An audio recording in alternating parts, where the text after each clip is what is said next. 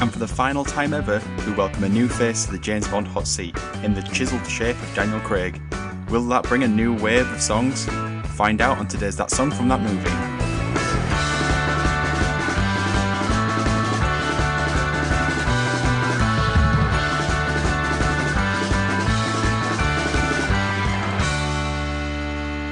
No bees, no honey.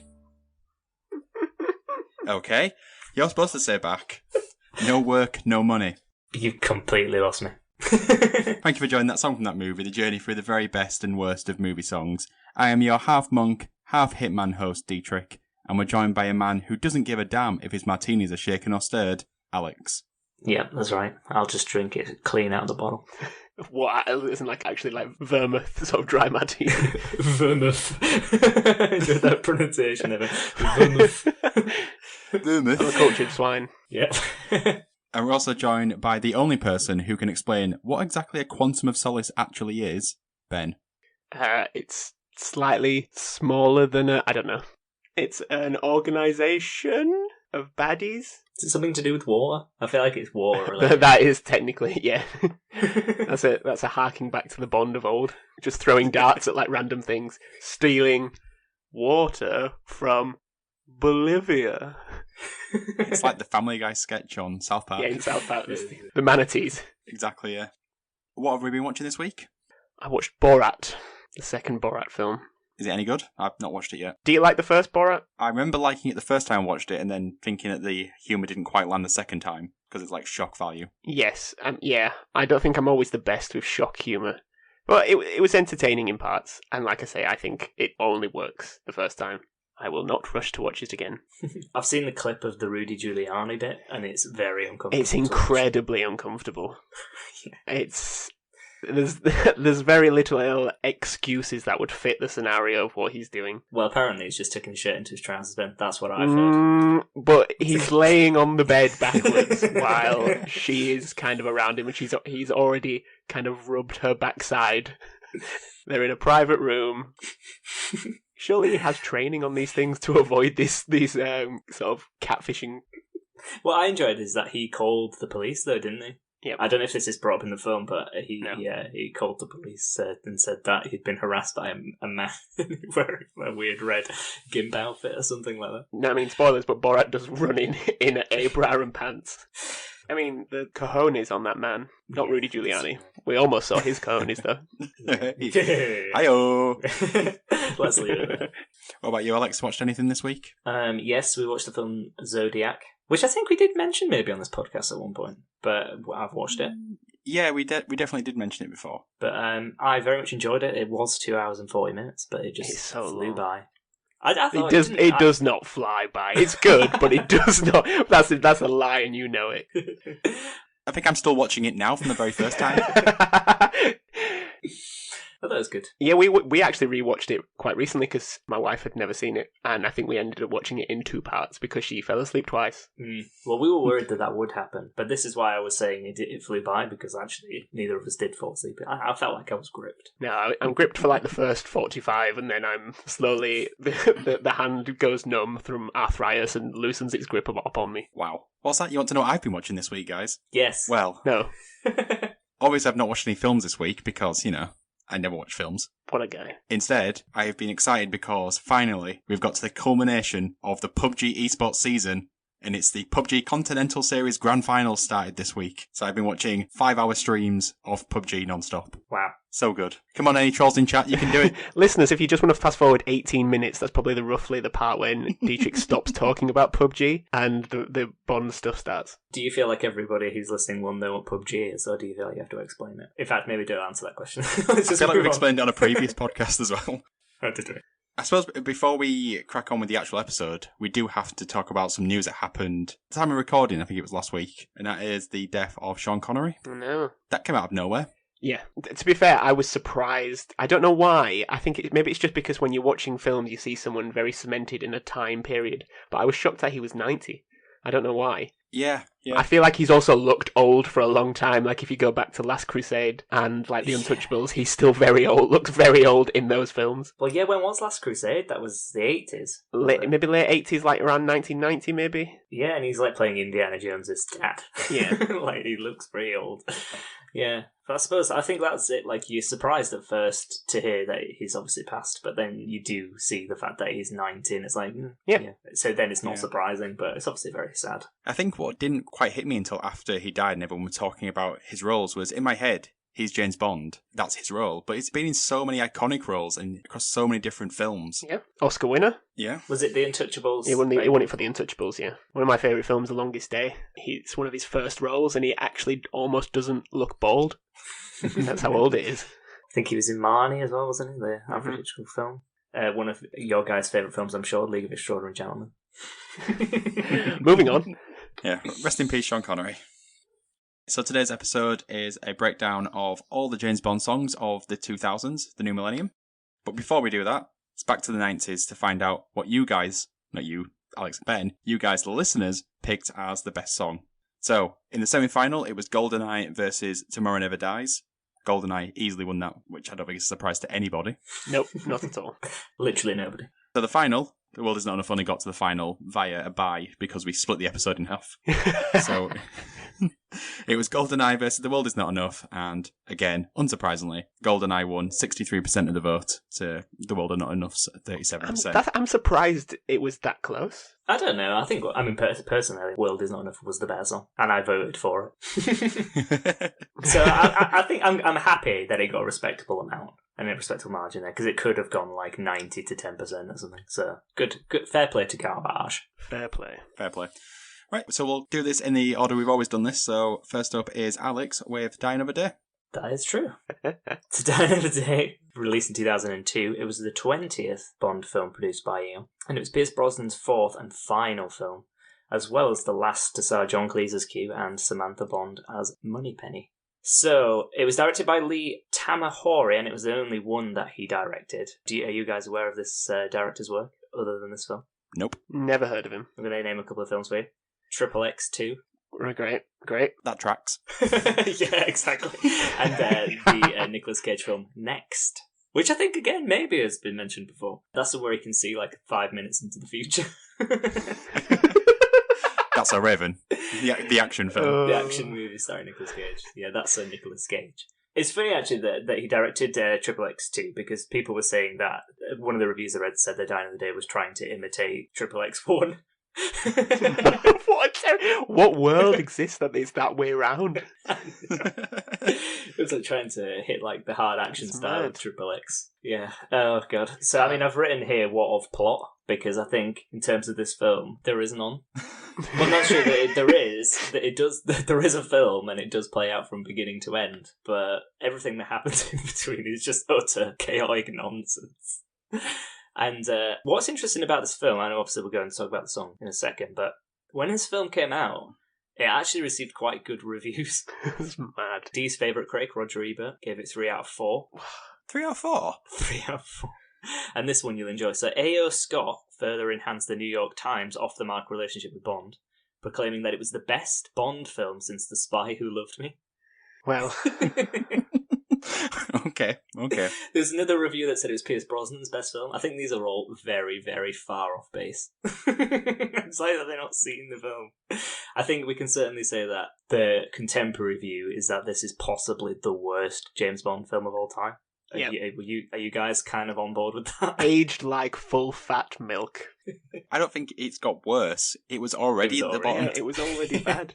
I mean, there's just so many MacGuffins. I mean, Bond has a lot of MacGuffins, but like, you could just turn a random point on and go, oh look, that guy's getting diamonds ejected from his face via some sort of laser treatment surgery.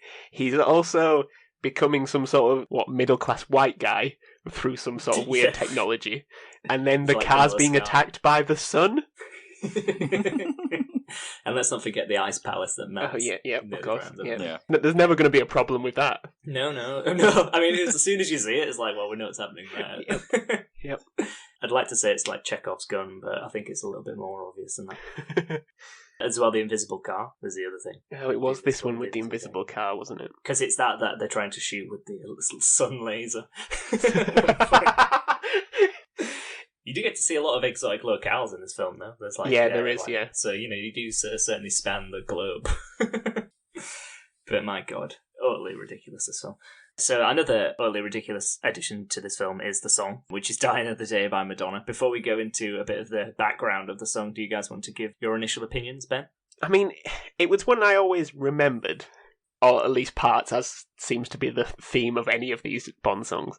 But as we would obviously go into, I was listening back to it just this morning with my cup of coffee. And the bit when when she says Sigmund Freud, I was like, what? Wait, what?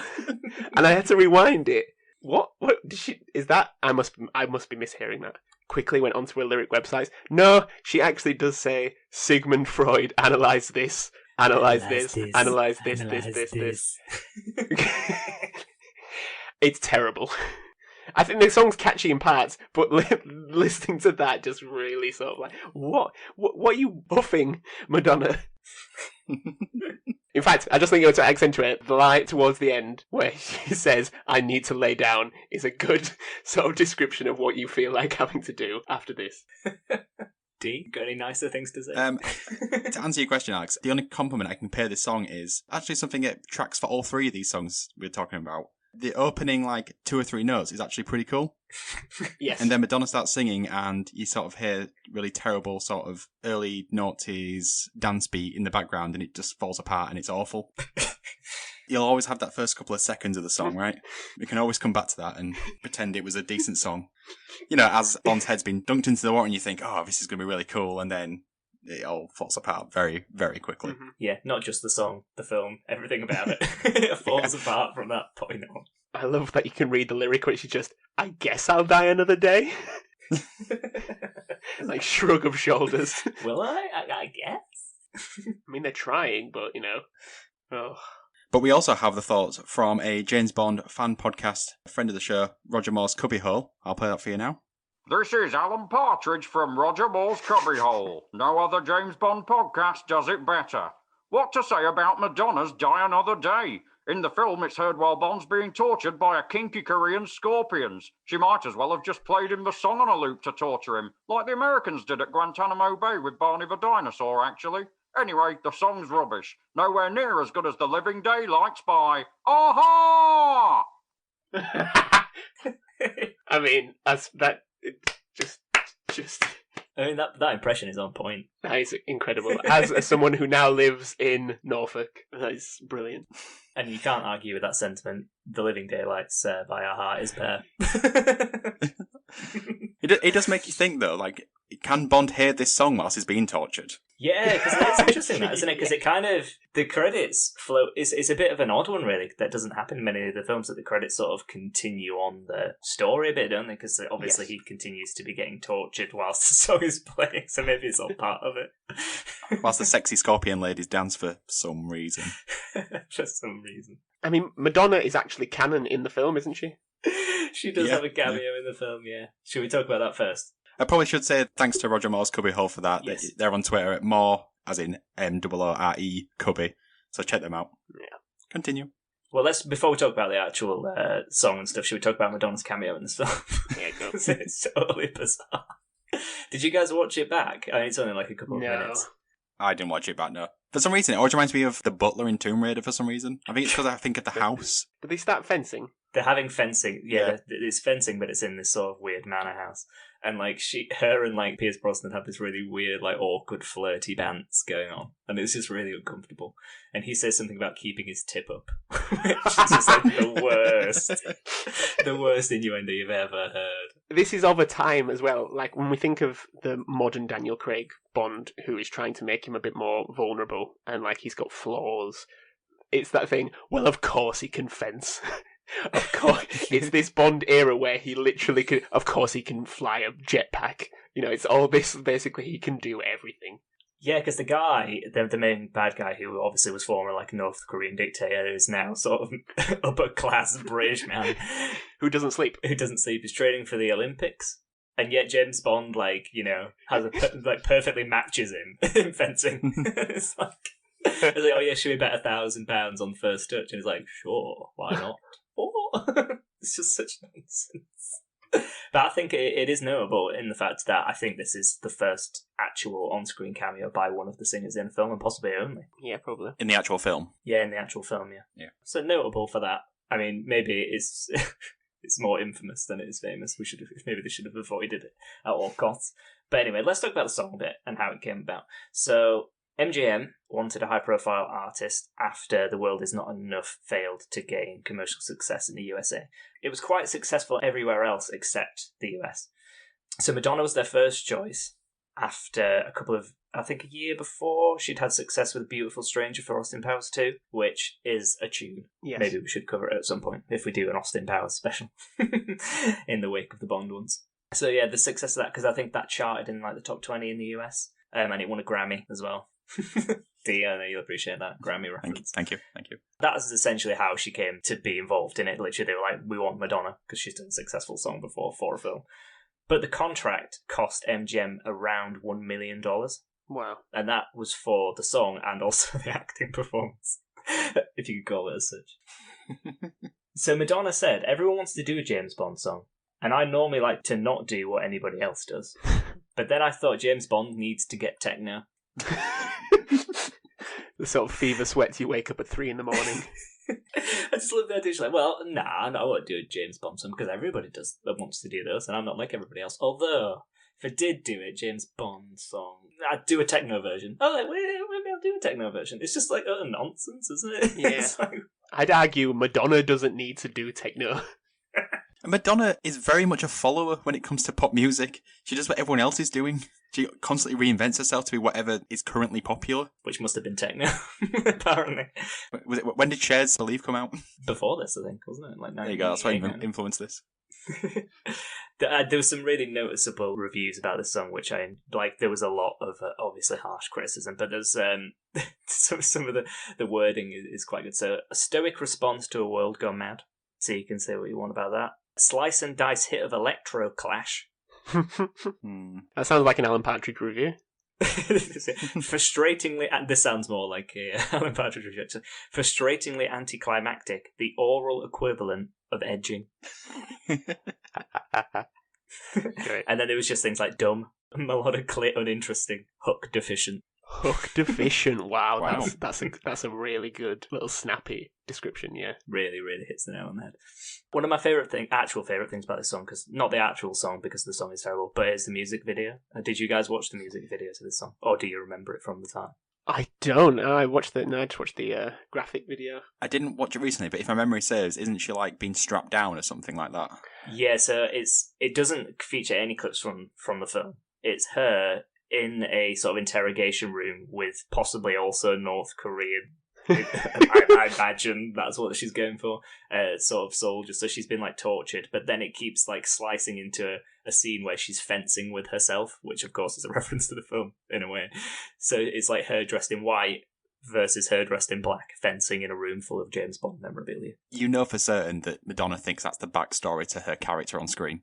Oh, yes. Oh, 100%. It's like Phoebe and Friends. In fact, what it feeds into, so when she came up with the song, and this links to your favourite line about Sigmund Freud, the reason that line is in there is because she felt like the opening scene of the film was about James Bond battling with his own ego. And that's the whole thing with Sigmund Freud. And that's the whole thing with Sigmund Freud. That's the whole thing that's that what she he wants is. to do with Sigmund Freud. So that's the line, that's why it's there. But the music video for this cost $8.67 million. Jeez, how much was that fencing equipment? It was the second most expensive video ever made after Scream by the Jacksons. Wow. And that one was in space. Yeah, that one was in space. How much of that went into Madonna's pocket paying for her performance in the music video? Yeah, she's paying herself to play herself. Well, you got to pay me twice if I'm in it twice. Well, she's in it in 3 different guises, really, because she's in it twice as a fencer and one as like someone being... Yeah, this is all adding up, isn't it? Yep. Well, it was $1 million just for that cameo in the film, so and it's about the same length as the music video. Oh god, it's something to behold the video. But the song reached number 3 in the UK. It's pretty good. And it was behind 2 absolute nostalgic hits from the time. Go on, hit us with them. So number 1 was DJ Sammy, Heaven. Nice. Obvious. That should have been the Bond song. Imagine. While he's being drowned. You say that should be the Bond song, or should it be the song that was at number 2, which was Dilemma by Nelly and Kelly? The infamous writing a text message on Microsoft Excel. Yes, Yeah. everyone's favourite moment. Yeah, so that's kind of all I've got on it, actually. It's terrible.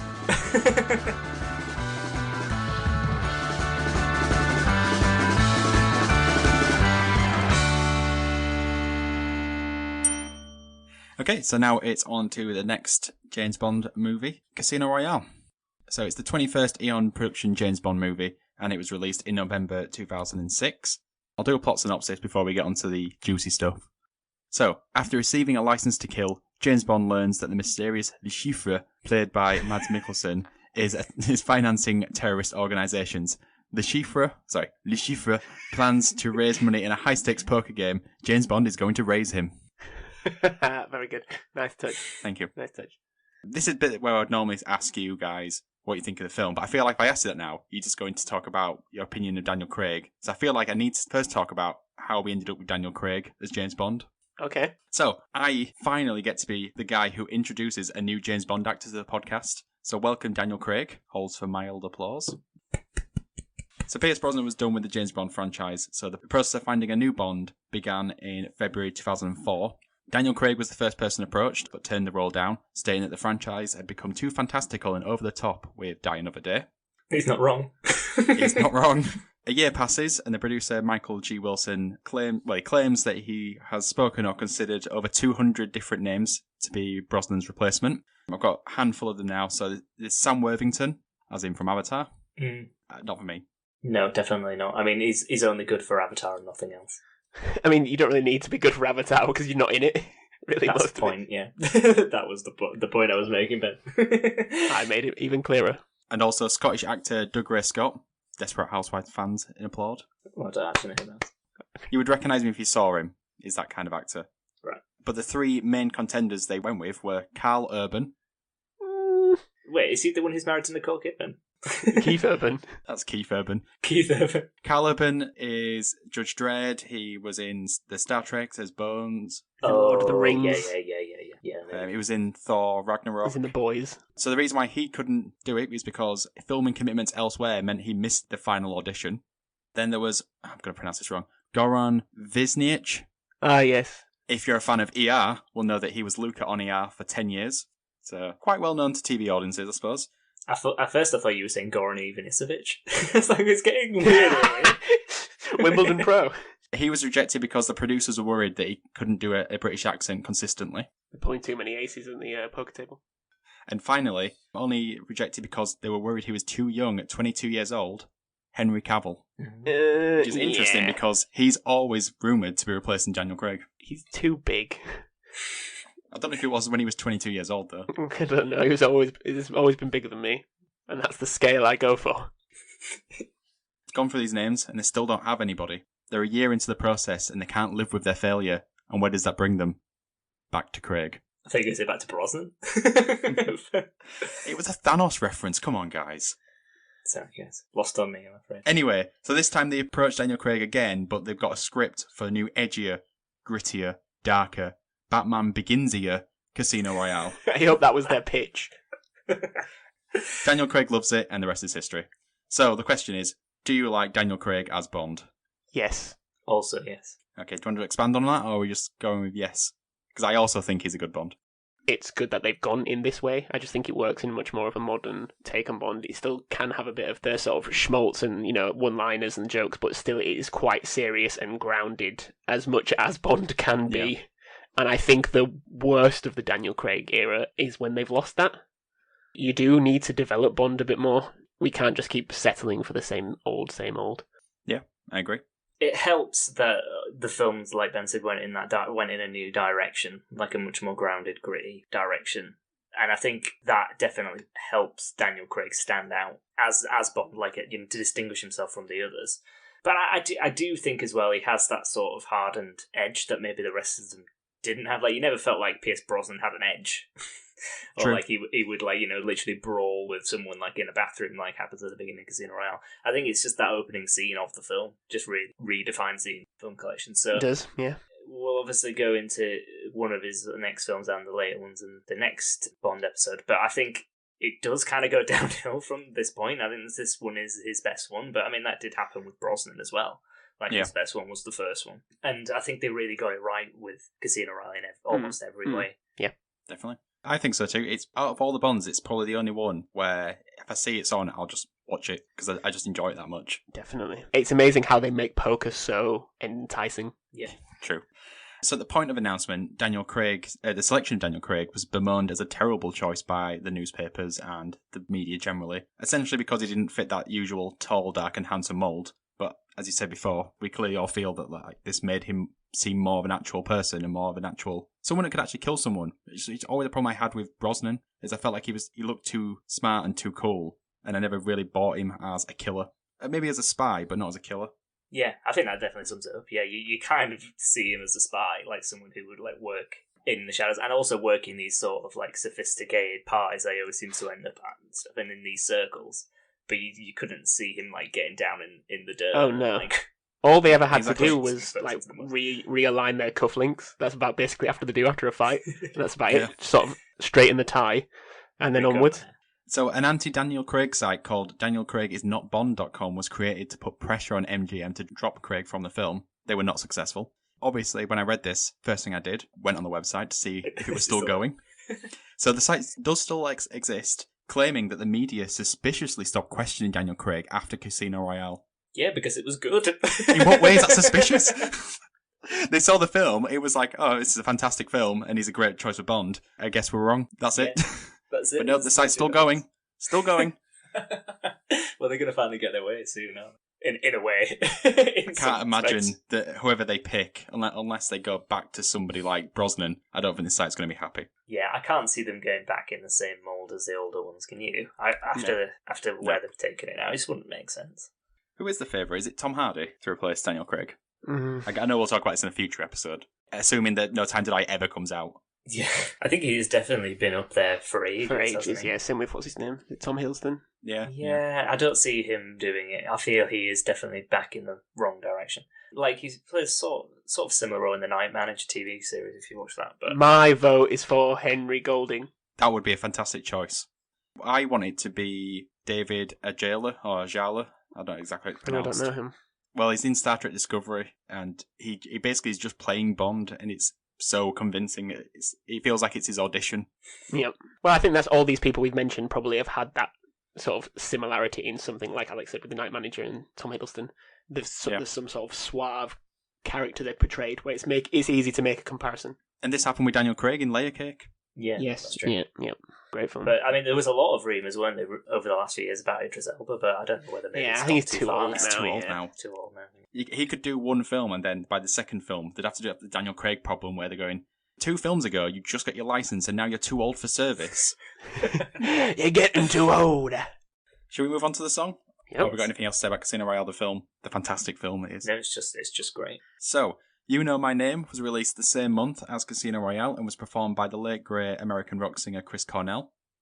So before I get into how the song came about, what do you guys think of this one? Amazing. They just that right. One of only 2 I ever had on my iPod, I think, and View to a Kill, obviously.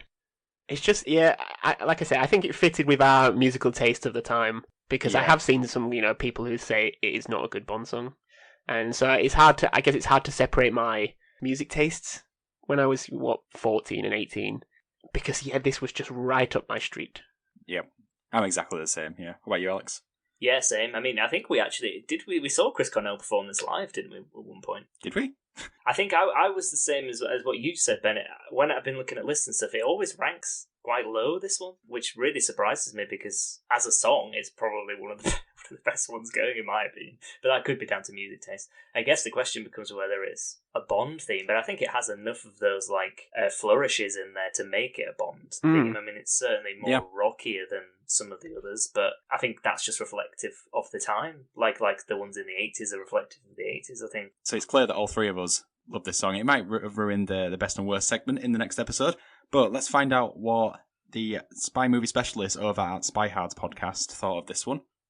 Hey guys, Scott and Cam here from the Spy Hards movie podcast. We want to weigh in on your Naughty's Bond song choices. We went with You Know My Name by Chris Cornell for the Casino Royale film.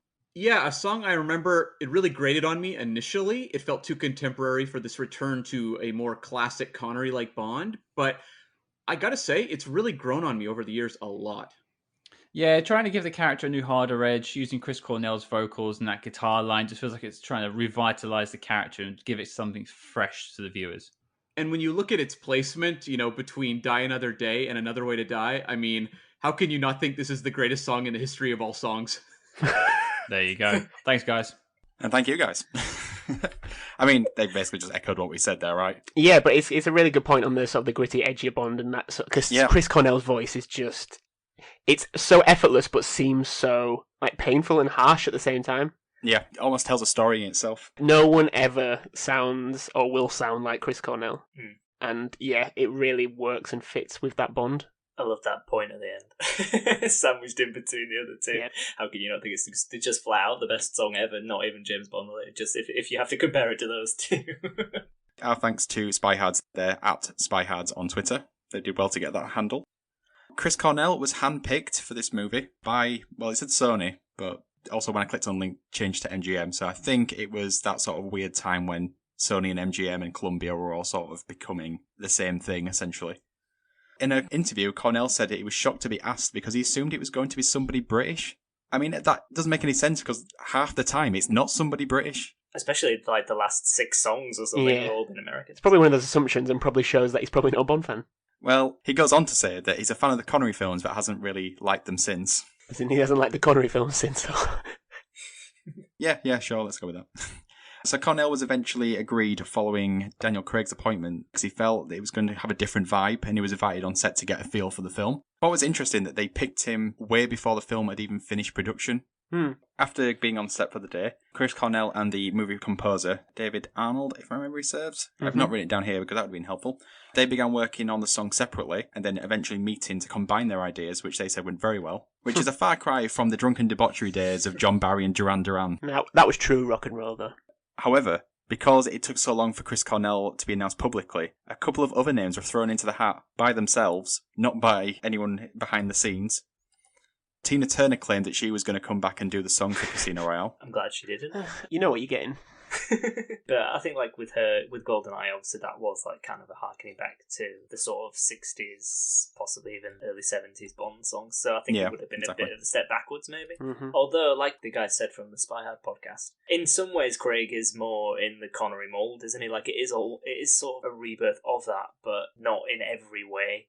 It's more of a hands-on sort of a Bond that you could actually see doing many of the things that he does. Yeah. But in terms of the actual direction of the film, it is still very different, so I think that's why it wouldn't have worked, maybe. Well, the second name was Tony Christie.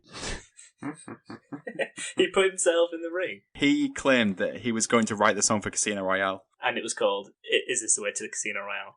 Yeah, is this the way? I was going to say, is this the way to Bosnia and Herzegovina? I can't imagine that would have gone down well. No. It definitely doesn't feel like Tony Christie could write a song that would fit the Daniel Craig Casino Royale film. Definitely not. If this was 2006, was this basically around the time that Is This the Way to Amarillo was popular again? It must have been. He just posted it, I imagine. Yeah. In fact, it must have been the year after, because if it was 2006, he would have just released England Win the World Cup. I think we can all be glad that Chris Cornell was selected here, not Tony Christie. Yep. Right, so that brings me on to the critical reception of Cornell's effort. Obviously, we liked it. Spy Hards liked it. James Berardinelli, of Reel's Views, said the song sounded eerily like something by John Barry. Does it, though? Does it, though? Yeah, what? I didn't understand it, but unfortunately, when I tried to click on the site to get the full review, not just the clip on Wikipedia, the site was not there anymore. Good. Or at least the link didn't work. So we don't know how he quantified that statement. It's a total disagreement. Did not sound like something like John Barry would write. Yeah, because, I mean... where's the penis jokes? Well, yeah, where's the innuendo for one? Entertainment Weekly listed You Know My Name on their list of Academy Award snubs for Best Original Song. Do you want to know what won that year? Go on. I Need to Wake Up from An Inconvenient Truth by Melissa Etheridge. The noughties Oscar-winning songs are poor. Really, really poor. I've got the other 4 nominees as well if you want. Go on. Yeah, go for it. We've got Listen from Dreamgirls. Yeah, well, I mean, that's a good song. Yeah. From a good film. And then you've got Love You, I Do from Dreamgirls. Yep. Is there another one? Are they all from Dreamgirls? Then you've got Patience from Dreamgirls. And then obviously you've got Our Town from Cars by Randy Newman. And also in Dreamgirls. It's a poor show when you've got 3 songs nominated and you don't win. Yeah, there should be a limit on how many songs a single film can have nominated. It's a good film, though. And all the songs are good. Entertainment Weekly, they went on to say it's a musically suave, lyrically ominous rock tune that is perfect for Casino Royale's dark reboot. I couldn't have put it better myself. No? And then finally, we have Chris Long from the BBC.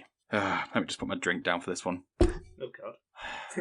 He described Chris Cornell's grating grunge and rock vocals as lacking the ability to convey emotion. Yeah. I mean, if you watch him perform, it's just so sorrowful. Potentially linked with, untimely death of him. But a lot of critics, when you don't know someone or you already have an opinion of a type of music or a singer, songwriter, you're not even allowing yourself to be impacted by it. And I think if it hasn't won you over in the first 5 seconds, you're already writing that review while you're listening to the rest of it. Yeah, I've got another quote from this person's review of this song. So ultimately, he said that Cornell's voice was a nuisance that weighs down the Lumpen Bond theme. Wow. Now, I was very close to messaging this person and saying, it's been 13 years, do you still stand by this?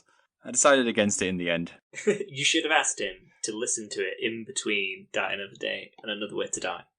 see if his opinion changed. The Spy Hard method. It's the only true method. Yep. It's how I do my research for this. Well, I mean, yeah, literally is how I did my research for this. Maybe that's why it stands out so good in my head. Can we just say as well, the graphical intro for Casino Royale is amazing. Oh yeah, we haven't touched on the credits yet. Yeah, it's the best one. I think it might be the best one of all of them, yeah. Because they sort of go for like an animated style, don't they? Yeah, all the way through. But it kind of reminds me of like Catch Me If You Can intro. You know that really good Catch Me If You Can intro. There's a couple of points from this opening credits I should have written down in my notes. I don't know why I didn't. But one, the animated version of Daniel Craig looks incredibly like Daniel Craig, despite the fact he's got no features. Yeah. Well, I think it's that sort of silhouette. He's quite a buff ting. Isn't he just? The other thing I was going to say about the opening credits was how much it foreshadowed the film going forward. Does it have like a... I would say spoilers. Does it have Lashifra holding like a giant spade hitting Daniel Craig's nutsack? It does, yeah. Yes. It's things like, for example, when you see Vesper Lynd's face, you see 2 of them because she's later going to betray James Bond in the film. And also, like a playing card has 2 faces. I have to say, I never have many opportunities to say this, but that's the only blemish I have on Casino Royale. I feel like the film ends and then it starts again. Yes, that's the only thing I don't think like that. about it. After the Lashifra gets taken, he's on the French Riviera sort of place recovering. She runs off and the whole sort of action scene starts happening again. I just don't like that. I feel like, what are we going again? Is the film almost finished? I don't understand. I'm not prepared. Something I did read is that Vesper was supposed to die in the previous scene. I think they wanted him to almost, because he causes her death, spoilers, but I think they just wanted to hammer that down, just like they hammer his nutsack. So that brings an end to part 1 of our look at the James Bond songs of the Zeros. We'll be back next week with another episode about Another Way to Die and hopefully a fantastic Ben top 5. The silence is worrying. There'll be a top 5, it just won't be fantastic. Yeah, of course. That was my fault. Sorry, guys. Get ready for a lukewarm reception to a top 5 next week. Bye!